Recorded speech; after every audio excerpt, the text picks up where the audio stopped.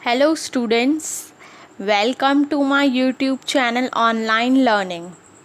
आज मैं आप लोगों को बताने जा रही हूँ जो JEE 2020 का प्रिपरेशन कर रहे हैं उनसे क्या क्या गलतियाँ हो रही होंगी।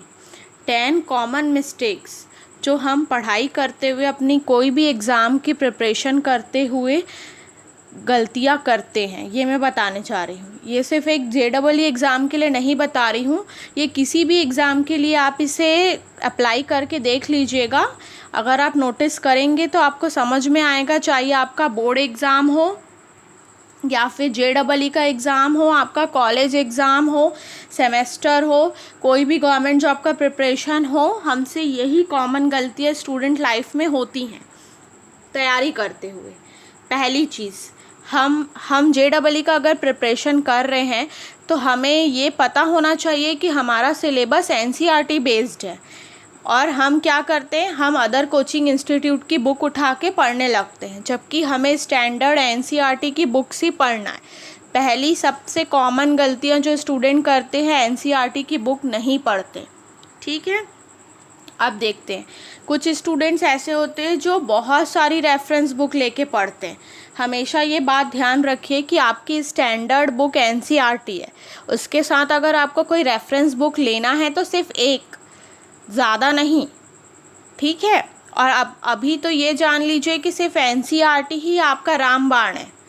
आपको जो करना है वो सिर्फ और सिर्फ NCERT ही करा के देगा आप, इसलिए सिर्फ और सिर्फ NCERT ही पढ़ना है। अब रेफरेंस बुक भी ज़्यादा नहीं देखना है। अब कुछ लोग ऐसे होते हैं जो टाइम टेबल बना के नहीं पढ़ते, वो सोचते हैं रैंडम कभी भी कुछ भी उठा लेते हैं, जबकि आपको टाइम टेबल के अकॉर्डिंग पढ़ाई करनी चाहिए हमेशा। अगर आप टाइम टेबल के अकॉर्डिंग पढ़ेंगे तो आप चीज़ों को समय से पहले और समय जो आपका समय आप डिसाइड किए रहेंगे वहाँ तक कंप्लीट हो जाएगा।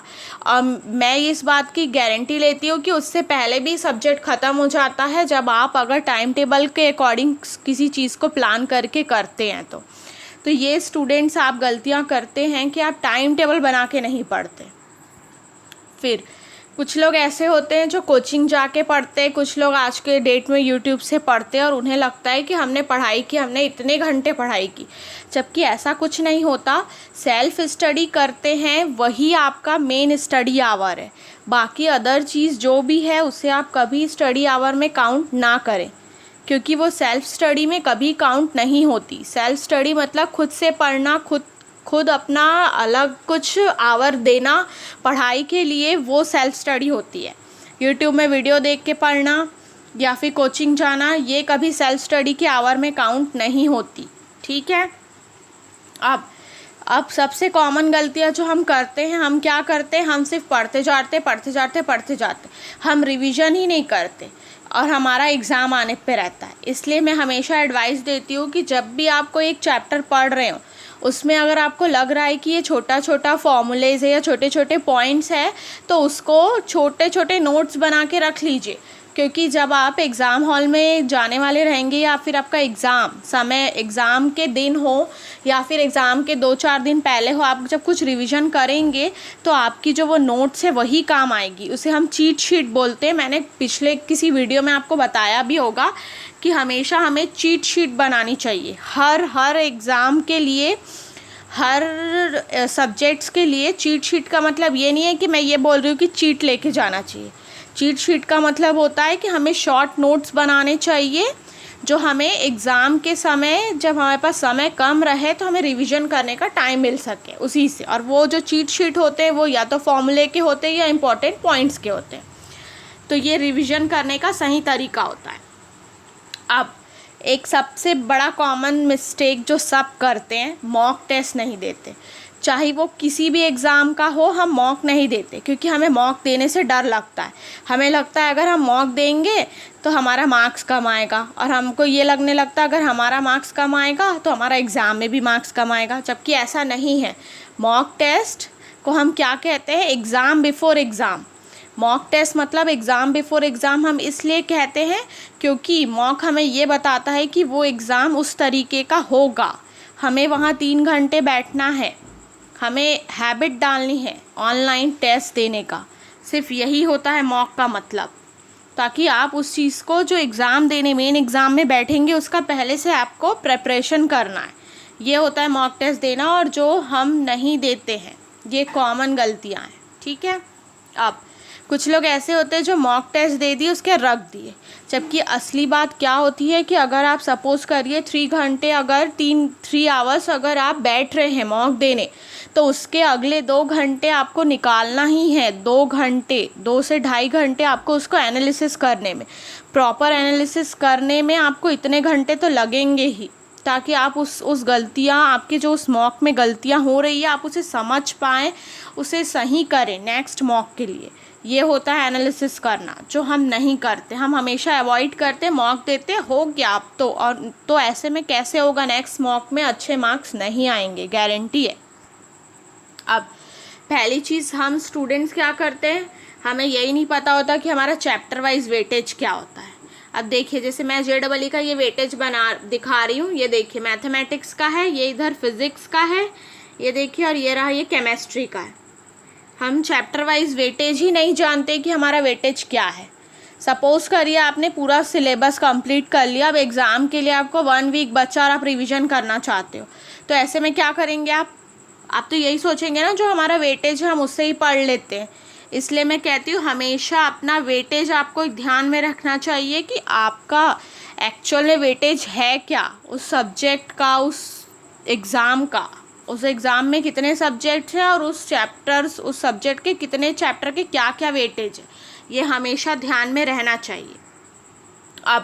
अब ये भी गलतियाँ होती हैं कि हमें ये नहीं पता होता कि एग्ज़ाम में कैसे टाइप के क्वेश्चंस आएंगे, ये भी नहीं पता होता, क्योंकि हमें लगता है हम तो सिर्फ थ्योरी पढ़ रहे होते हैं, हमें यही नहीं पता होता कि आने वाला तो न्यूमेरिकल है, तो थ्योरी पढ़ के क्या करेंगे। थ्योरी सिर्फ आपको बेसिक जो चीज़ आपको पता होना चाहिए उसके लिए है थ्योरी। बाकी आपको खुद पता होगा कि एंट्रेंस एग्ज़ाम में सिर्फ और सिर्फ न्यूमेरिकल्स ही आते हैं, कोई भी ऐसा नहीं होगा सिंगल कि आपको शायद ही एक आध रेयर ऐसा मिल जाए, अदरवाइज सिर्फ और सिर्फ आपको न्यूमेरिकल्स ही आएंगे। तो हमें पता होना चाहिए एग्ज़ाम में कैसे टाइप के क्वेश्चन आने वाले हैं। स्टूडेंट्स देखिए, 12th का प्रिपरेशन करना और JEE का प्रिपरेशन करना बहुत ही अलग है, क्योंकि 12th में आप थ्योरी लिखते हैं तो आपको उसके मार्क्स आते हैं, लेकिन JEE एग्ज़ाम में आपको थ्योरी नहीं लिखनी है, आपको सारी चीज़ें सॉल्व करनी है, वहाँ पे कोई थ्योरी का मार्क्स नहीं मिलेगा। आप जो शॉर्टकट ट्रिक से अप्लाई करेंगे आपका क्वेश्चन जल्दी बनेगा और आप नेक्स्ट क्वेश्चन पे स्विच करेंगे। इसलिए मेरा यही आप लोग से एडवाइस है कि क्वेश्चन किस टाइप के आते हैं ये भी जान लीजिए। ज़रूरी नहीं कि आप सिर्फ थ्योरी पढ़ते जा रहे हैं, आएगा तो न्यूमेरिकल, तो थ्योरी पढ़ के क्या करेंगे। ठीक है, अब यही चीज़ जो मैंने अभी पहले कहा कि हमें ये नहीं पता होता, हमें लगता है कि हमने जो 12th का प्रिपरेशन किया वैसी JEE का होगा। नहीं, हमें JEE का प्रिपरेशन अगर करना है तो हमारी अप्रोच भी अलग होनी चाहिए। ठीक है, इसलिए हमें जानना होगा कि हम कौन सा एग्ज़ाम दे रहे हैं, उस एग्ज़ाम में कैसे क्वेश्चन आएंगे। इसलिए हमें मॉक भी देना है, हमें रिविज़न भी करना है, हमें न्यूमेरिकल पे ज़्यादा फोकस करना है। ठीक है, और एट लास्ट में यही बोलूँगी आप लोगों को कि practice is the key to success. जब तक आप प्रैक्टिस नहीं करेंगे आप सक्सेस नहीं होंगे। चाहे आपकी कोई भी कैटेगरी हो, ये डिपेंड नहीं करता, क्योंकि मेहनत तो सबको करनी पड़ेगी, तभी आपके मार्क्स आएंगे और तभी आपको अच्छा कॉलेज मिलेगा। इसलिए प्रैक्टिस करिए, मॉक दीजिए, मॉक का एनालिसिस भी करिए। अभी टाइम ऐसा है आप लोगों के पास कि आपको सिर्फ और सिर्फ मॉक देना है। अब आपको पढ़ना नहीं है ज़्यादा, आपको सिर्फ मॉक देना है। अभी तक तो आप लोगों की सारी स्टडीज़ जो है सब कुछ हो जानी चाहिए थी, और जिनकी नहीं हुई है फिर भी टाइम है अभी आप लोग के पास, लेकिन आप फिर भी मॉक देते रहिए, बीच बीच में दीजिए, हफ्ते में 1 बार दीजिए, 2 बार दीजिए, लेकिन ध्यान रहे उसका एनालिसिस ज़रूर करिए। और ध्यान रहिए प्रैक्टिस ही सब कुछ है, अगर आप प्रैक्टिस करेंगे तो वहाँ पे आप जाके ईज़िली जल्दी से क्वेश्चन बना पाएंगे। ओके स्टूडेंट्स, आई होप आप लोग को मेरा ये वीडियो समझ में आया होगा। मेरे इस वीडियो को लाइक करें, शेयर करें और मेरे चैनल को ज़रूर सब्सक्राइब करें। Thank you.